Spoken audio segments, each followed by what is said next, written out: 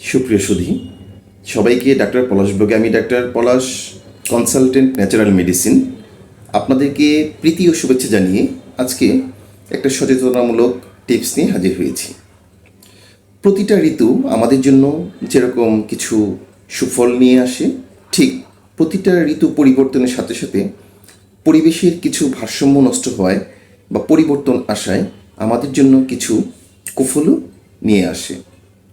সুফলগুলো সম্পর্কে আমরা যেরকম জানি, ঠিক তেমনি যদি আমরা কুফলগুলো সম্পর্কেও সম্যক ধারণা রাখি, তাহলে কিন্তু আমরা সেই কুফলের যন্ত্রণা বা কষ্টকর অবস্থা থেকে নিজেদেরকে মুক্ত রাখতে পারবো।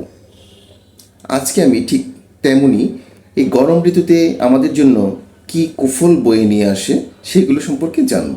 অত্যাধিক তাপমাত্রা এবং আর্দ্রতার কারণে মানবদেহে প্রথম যে প্রবলেমটা দেখা দেয় সেটা হচ্ছে ডিহাইড্রেশন।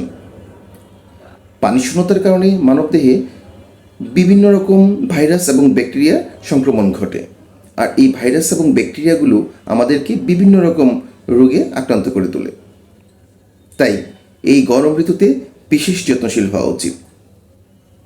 তার মধ্যে প্রথম এবং প্রধান যে যত্নগুলো রয়েছে বা সচেতনতাগুলো রয়েছে সেগুলো হচ্ছে অবশ্যই খুব পাতলা সুতি কাপড় পরিধান করা, বাইরে গেলে ছাতা ব্যবহার করা, সানগ্লাস ব্যবহার করা, একটু পরপর পানি পান করা,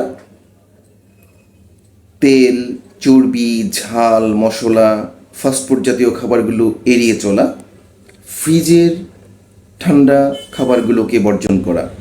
এগুলোকে যদি আমরা বর্জন করে বা নিয়মটা মেনে চলতে পারি, তাহলে এই গরম ঋতুর যে কুফলটা সেটা কিন্তু আমাদেরকে কাহিল করতে পারবে না।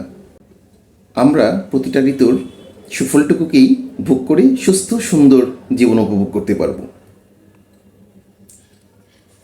সকলে সুস্বাস্থ্য এবং